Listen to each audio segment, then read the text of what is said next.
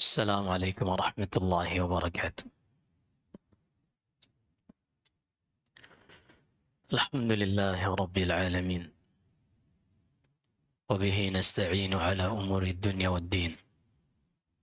أشهد أن لا إله إلا الله وحده لا شريك له ولي الصالحين، وأشهد أن محمدا عبده ورسوله الصادق الوعد الأمين، صلوات الله وسلامه عليه وعلى آله وأصحابه أجمعين، ومن تبعهم بإحسان إلى يوم الدين. أما بعد، إخواني حفظكم الله جميعا،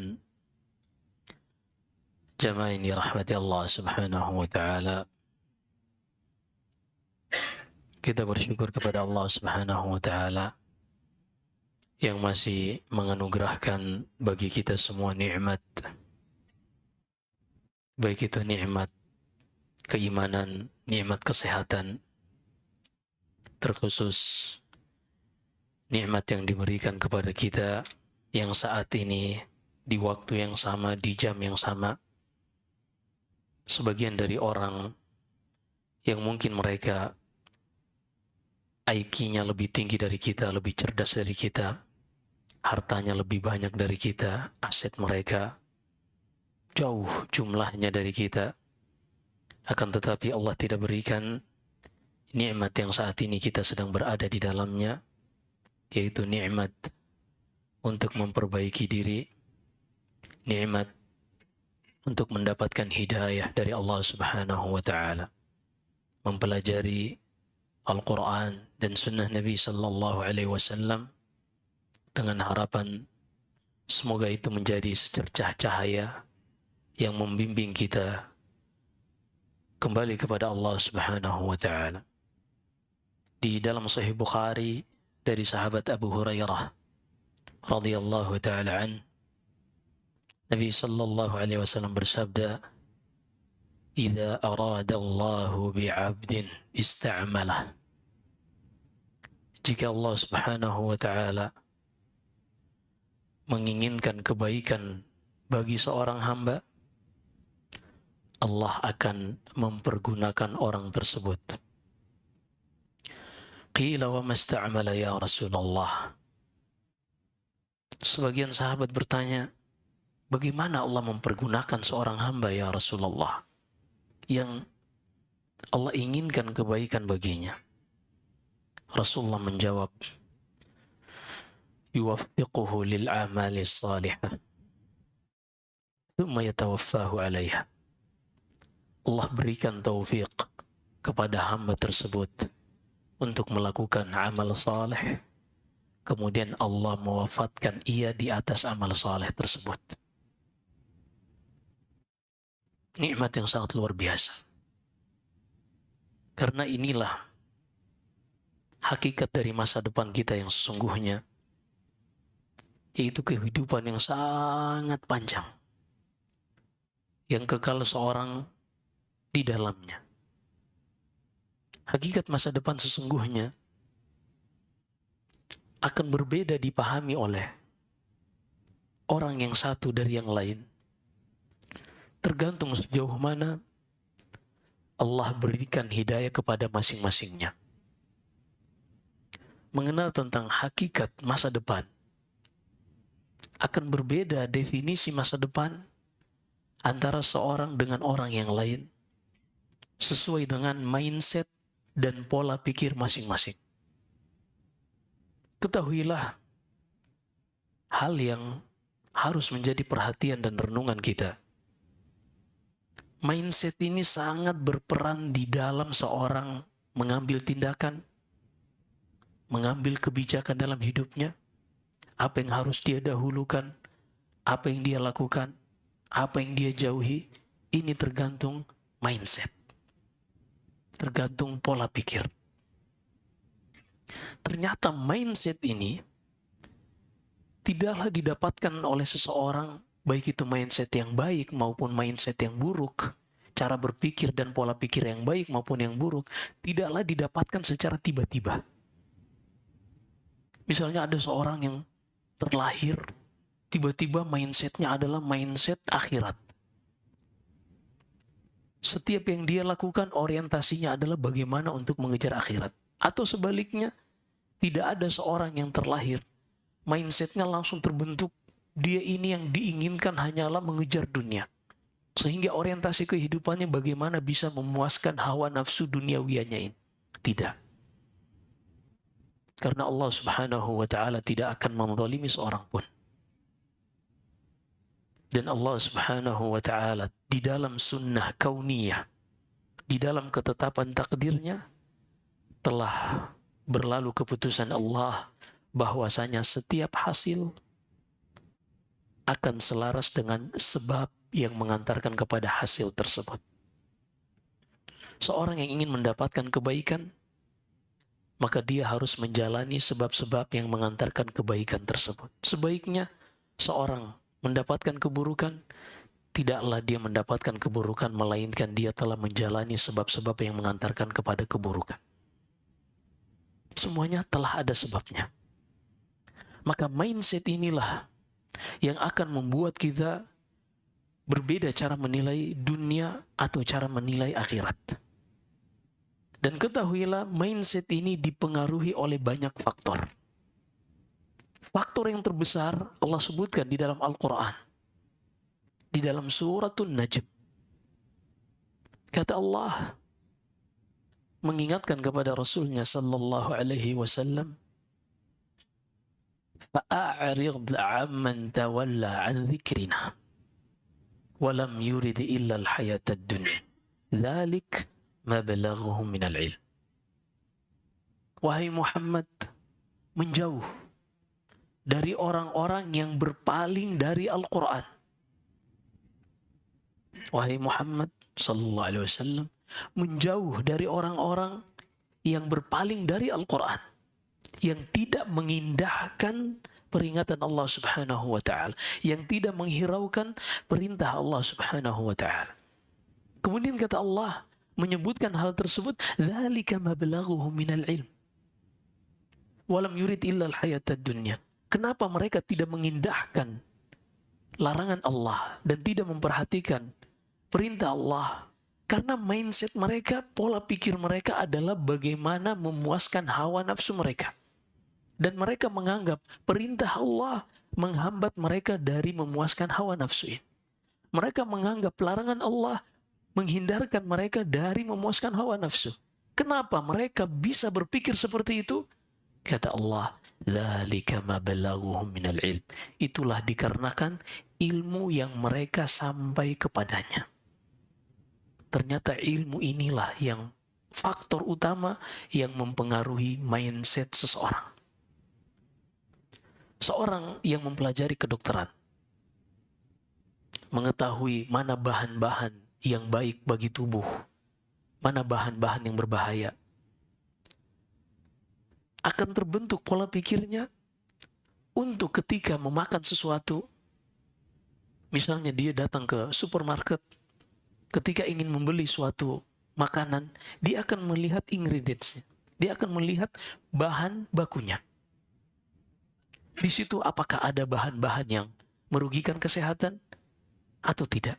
Kenapa dia bisa melakukan hal tersebut? Karena ilmu kedokteran yang dia pelajari membimbingnya untuk menjaga tubuhnya sesuai ilmu yang dia sampai kepadanya. Sehingga kalau baik dia akan makan, kalau buruk dia akan tinggalkan. Tapi seorang yang, mohon maaf tanpa merendahkan profesi ataupun yang lainnya, seorang yang mungkin sejak kecil hidupnya di jalanan, dia misalnya hanya ngamen, nggak pernah menyentuh bangku sekolah, dan juga lingkungannya bukan lingkungan orang yang care, perhatian dengan kesehatan, apa saja akan dia makan. Apa saja akan dia makan. Kenapa? Dia tidak seperti orang yang tadi akan memeriksa terlebih dahulu apakah bahan-bahan tersebut baik untuk ia konsumsi sehingga dia ambil, atau buruk untuk tubuhnya sehingga dia jauhi. Kenapa semua disikat dan dilahap oleh dia? Mindset. Karena pola pikirnya sudah terbentuk oleh ilmu yang dia sampai kepadanya. Tidaklah orang yang mempelajari kedokteran atau mungkin bagian gizi, tidaklah dia bisa menjaga dirinya dari hal itu dikarenakan dia telah belajar tentang hal tersebut. Yang satu, dia tidak pernah belajar, maka tidak mungkin dia bisa tiba-tiba langsung tahu. Gak ada. Kita lahir di muka bumi ini, Allah tetapkan, wallahu akhrajakum min butuni ummahatikum la ta'lamuna syai'an. Dalam surat An-Nahl kata Allah, dialah yang mengizinkan kalian terlahir dari rahim ibu kalian dalam keadaan kalian tidak mengetahui apapun.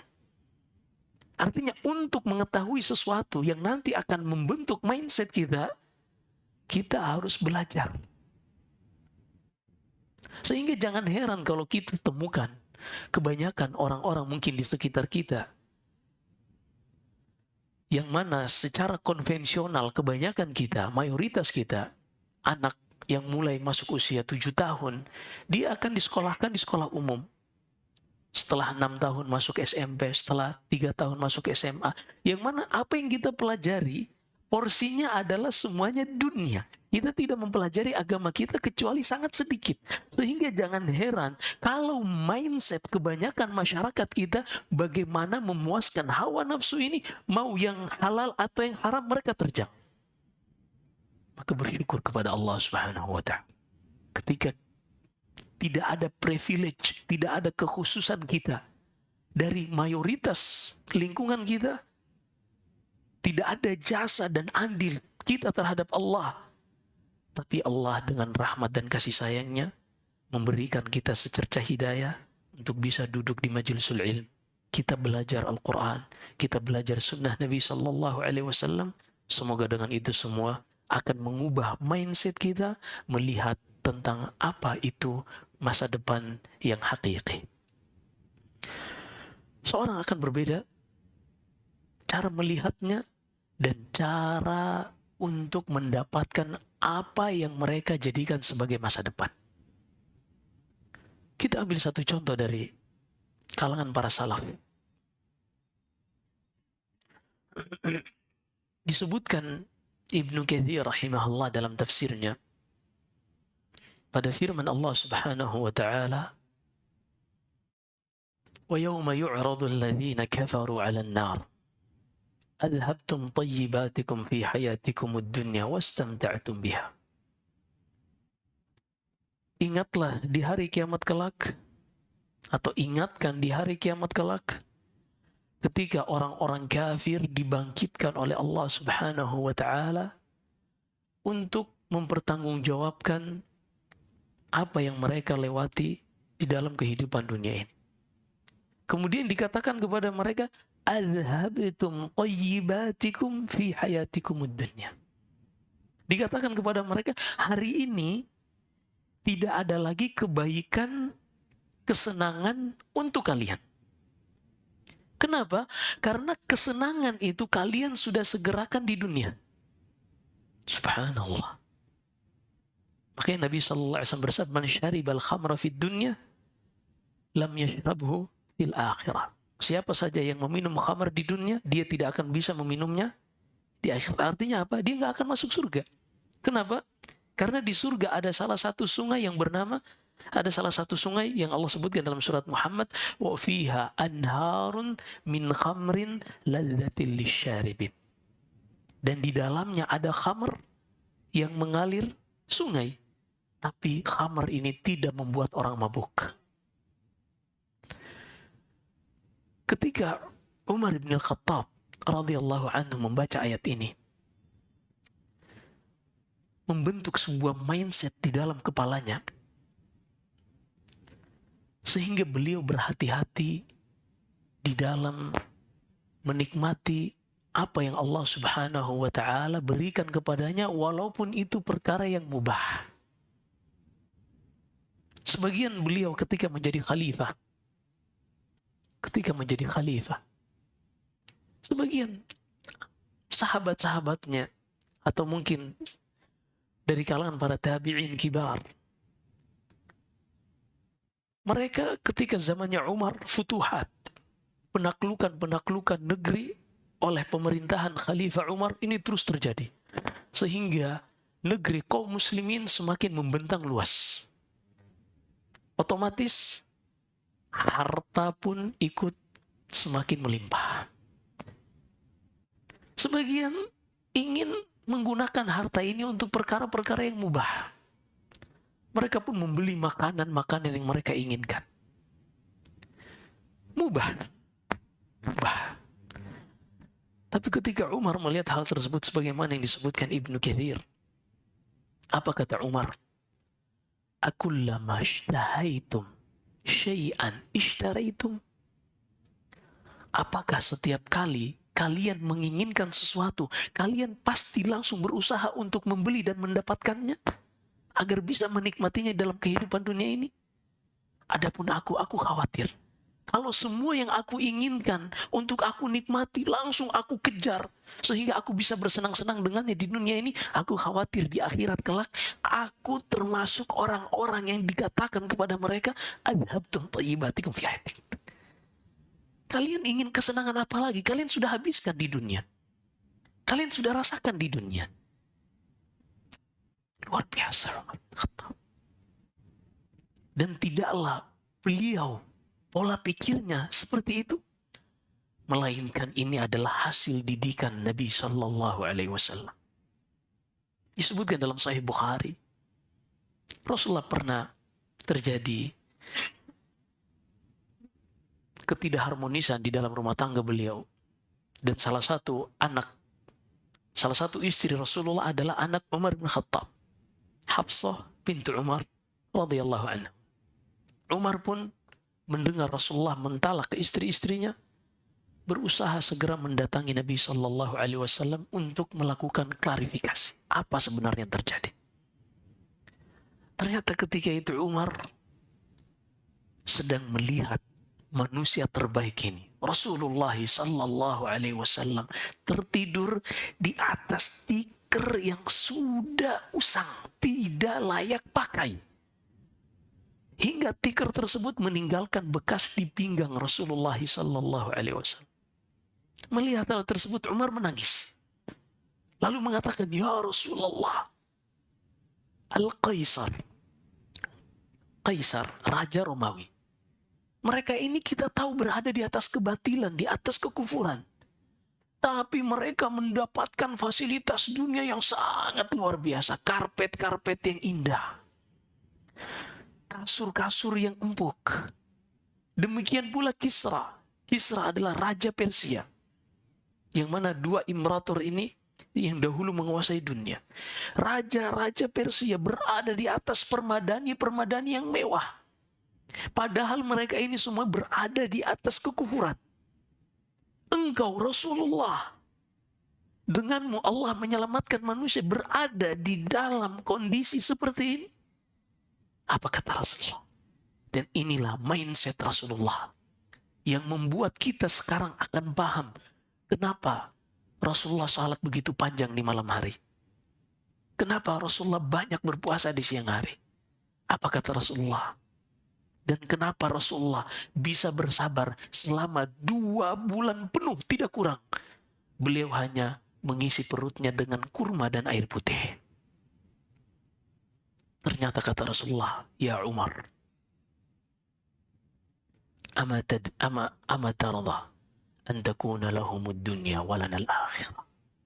Wahai Umar, apakah engkau tidak ridha, engkau tidak mau biarkan mereka dunia dan akhirat untuk kita? Allahu Akbar. Ternyata ini mindset. Kenapa Umar bisa berpikiran seperti itu? Pola pikirnya seperti itu, dan yang dihasilkan dari sikapnya pun seperti itu.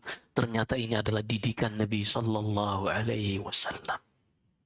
Sangat luar biasa. Dan tidaklah Rasulullah seperti itu, melainkan itulah didikan dari Allah Subhanahu wa taala, walal akhiratu khairun wa abqa. Di akhir surat Ad-Duha kata Allah,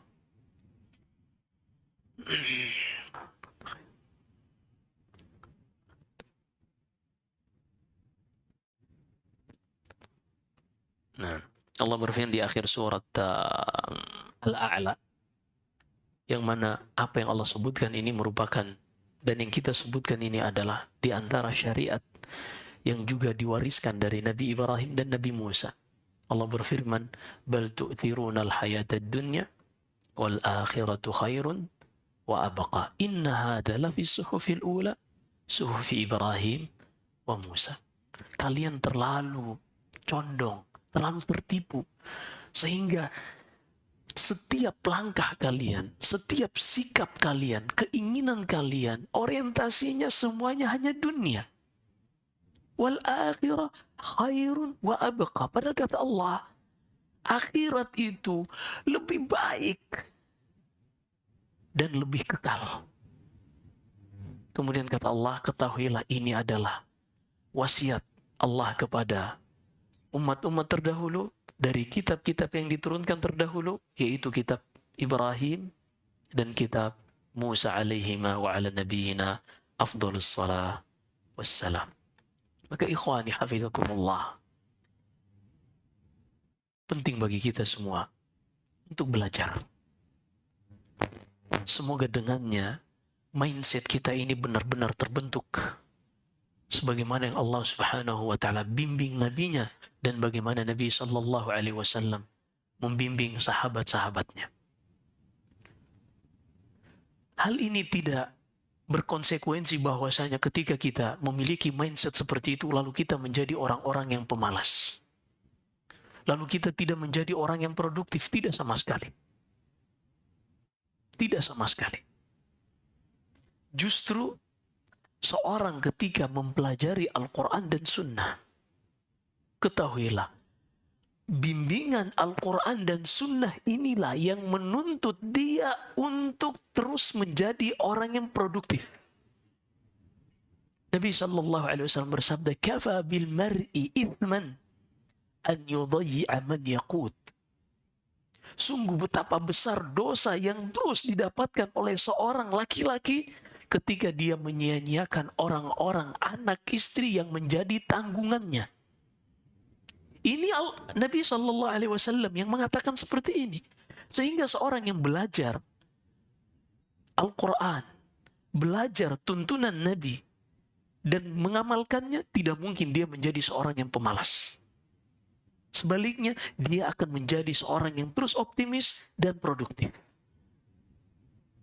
Disebutkan dalam biografi Laits ibn Sa'ad, Imam ahli Mesir, yang sezaman dengan Imam Malik rahimahullah.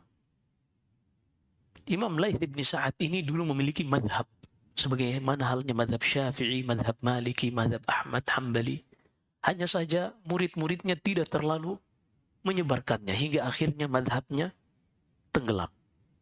Tapi Ibn Rushd dalam Al-Bidayah wan Nihayah menukilkan madhab Laits ibn Sa'ad. Syahid, beliau ini seorang ulama hadis. Bahkan Imam Malik sendiri tidak berani mengatakan dia lebih baik daripada Laits ibn Sa'ad. Ini Imam Malik yang mengatakan. Beliau ini adalah manusia yang dalam urusan agama sangat luar biasa. Tapi dalam urusan dunia juga beliau menjadi teladan yang baik. Beliau pedagang besar. Beliau memiliki dagangan kesumba. Juga beliau memiliki dagangan madu. Madunya beratus-ratus liter. Tapi beliau telah terlebih dahulu mempelajari Al-Quran dan Sunnah. Sebelum beliau menjadi orang kaya, pemasukan beliau, kata Az-Zahabi, dalam 1 tahun tidak kurang dari 50.000 dinar. Untuk kita dapat gambaran berapa banyak sih 50.000 dinar. 1 dinar 4,25 gram. 4,25 gram. Sehingga kalau nisab emas 20 dinar berarti 85 gram. Seperti itu menghitungnya. Nisab emas 20 dinar. 1 dinar 4,25. 4,25 kali 20 berapa? 85. 85 1 gram sekarang 1 juta lebih. Taruhlah 1 juta. 1 gram 1 juta. Berarti nisab emas adalah 85 juta. Kali 50.000.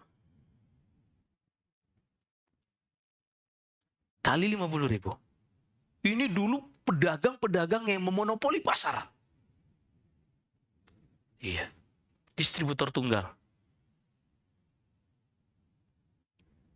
Tapi sebelum beliau diberi kekayaan seperti ini, beliau sudah diberikan oleh Allah yang jauh lebih berharga.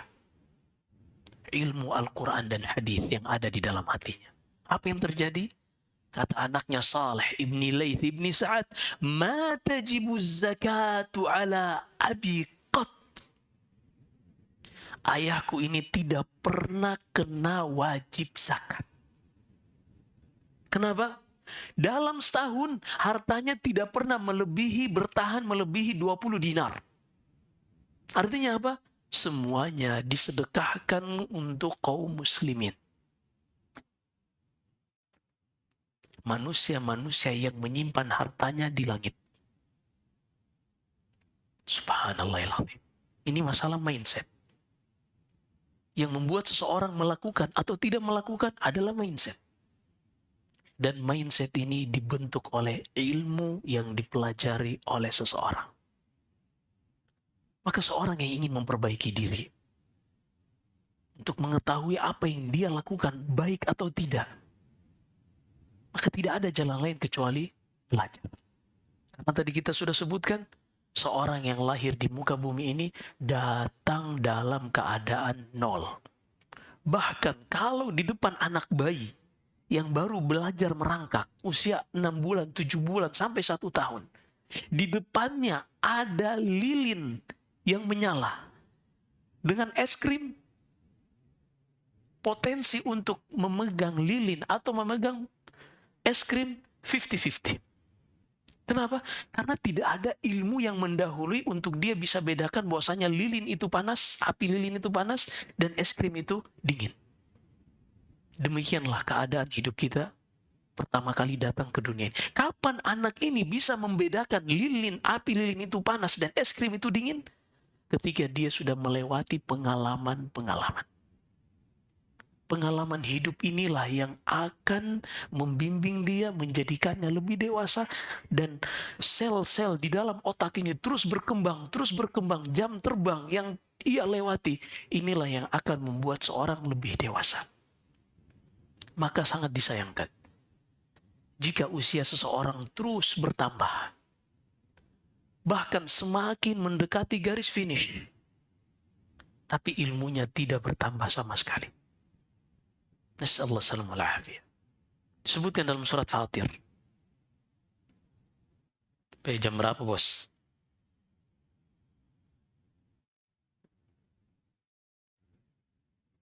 5 menit lagi. Kejar target masalahnya. Disebutkan dalam surat Fatir.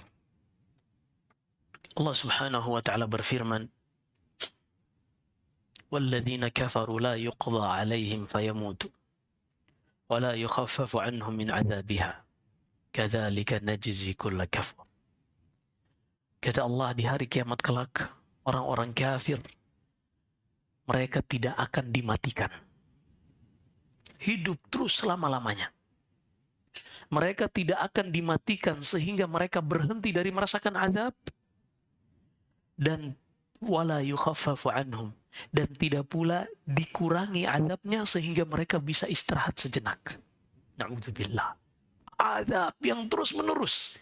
Bahkan ketika kulit mereka ini mulai gosong sehingga merasakan kebas, nggak kerasa lagi panas, badalnahum juludan ghairaha liyadzuqul azab. Kami ganti dengan kulit yang baru. Agar apa, kata Allah? Agar mereka merasakan azab yang sangat pedih. Allah yang menciptakan manusia, yang menciptakan kulit, mengetahui karakteristik kulit. Kulit itu kalau udah kapalan, terbakar, udah hitam, Jadi kayak kebas, syaraf-syarafnya mati. Allah yang menciptakannya, Allah tahu. Kalau sudah seperti Allah ganti dengan kulit yang baru. Agar apa? Mereka benar-benar merasakan azab. Na'udzubillah. Dalam keadaan seperti itu, wahum yastarikhuna fiha. Mereka meminta kepada Allah dengan suara yang berteriak. Berteriak karena panik, karena sakit. Na'udzubillahi min dzalik. Rabbana akhrijna na'mal salihan ghairal ladzi kunna na'mal. Mereka berteriak dengan mengatakan, ya Allah, izinkan kami keluar sejenak. Kembalikan kami pada kehidupan dunia agar kami beramal amal soleh yang dulu kami lewatkan, yang dulu kami tinggalkan. Mereka meminta, tapi subhanallah, tadi kita sebutkan segala hasil tidaklah seorang bisa sampai kepadanya kecuali melewati sebabnya. Apa kata Allah? Allah menolak permintaan mereka dikarenakan dua hal. Kata Allah, awalam nu'ammirkum ma yatadzakkaru fihi man tadzakar. Wahai kalian orang-orang yang di dalam neraka, bukankah dahulu kami sudah berikan kepada kalian usia, umur yang seharusnya semakin hari dengan pengalaman yang kalian lewati, dan juga sel-sel yang ada di otak kalian yang terus semakin matang, harusnya bisa membuat kalian semakin hari lebih dewasa di dalam menghadapi dan menyikapi kehidupan dunia ini. Awalam nu'ammirkum ma yatadzakkaru fihi man tadzakkar. Seharusnya usia yang kami berikan kepada kalian ini membuat kalian tuh lebih cerdas, lebih bijak di dalam berpikir dan bersikap di dalam kehidupan dunia ini. Ini alasan pertama kata Allah, kenapa kalian tidak dikembalikan di dunia. Karena dulu sudah diberikan kesempatan itu, tapi kalian tidak manfaatkan. Jadi jangan kita menyangka usia yang Allah berikan kita penangguhan menuju garis finish kematian kita, itu bukan nikmat mahdhah. Bukan kenikmatan yang kita untuk bersenang-senang. Tapi ketahuilah itu ujian yang setiap detik kita lewati akan dimintai oleh Allah subhanahu wa ta'ala pertanggungjawaban terhadap hal tersebut. Yang mubah kita lakukan dari setiap detik ini akan dihisab, dan yang haram akan diazab. Sallallahu alaihi wasallam. Kemudian argumen yang kedua yang Allah jelaskan kepada mereka sehingga kenapa mereka tidak dikembalikan ke dunia untuk beramal saleh. Waja'akumun nadhir. Dan semasa di dunia telah datang kepada kalian pemberi peringatan. Abdullah bin Abbas, sebagaimana yang dinukil Ibnu Katsir dalam tafsirnya, menafsirkan kalimat an-nadhir, pemberi peringatan, dengan sesuatu yang sangat membuat kita semua takut dan semakin berhati-hati dalam kehidupan dunia. Kata beliau, dan telah datang kepada kalian pemberi peringatan, dan kata Ibnu Abbas, waja'akumus syaib, dan di kepala kalian ini telah nampak uban. Jangan main-main. Seorang yang sudah memiliki uban, itu adalah argumen dari Allah bahwasanya kita tidak mudah lagi untuk hanya dihabiskan dengan bersenang-senang. Ketika sudah ada uban, ketahuilah itu peringatan bahwasanya garis finish tidak jauh lagi. Waja'akumun nadhir. Khalas, tutup. Baik. Kita tutup karena habis azan langsung qomat ya. Semoga Allah subhanahu wa ta'ala merahmati kita semua, memberi hidayah dan taufik kepada kita untuk istiqamah belajar dan belajar. Apapun permasalahan kita, hanya dunia berakhir dengan kematian kita. Tapi apa yang akan kita lewati setelah kematian jauh lebih berat, dan itu tidak ada habisnya. Maka kita memohon kepada Allah subhanahu wa ta'ala dengan nama-namanya yang indah dan sifat-sifatnya yang maha tinggi. Semoga Ia senantiasa menjaga kita di atas ilmu yang bermanfaat dan amal saleh, hingga Allah mewafatkan kita di atasnya dan memasukkan kita ke dalam surga Wallahu a'lam. Jika ada benarnya semata-mata dari Allah Subhanahu wa taala. Jika ada kesalahan dan kekurangan dari saya, wa astaghfirullah li wa lakum. Mudah-mudahan kita bisa berjumpa di lain kesempatan, entah kapan. Wallahu a'lam. Sallallahu wasallam wa baraka ala nabiyyina Muhammad. Subhanakallah wa bihamdik. Asyhadu an la ilaha illa anta astaghfiruka wa atubu ilaik. Wassalam.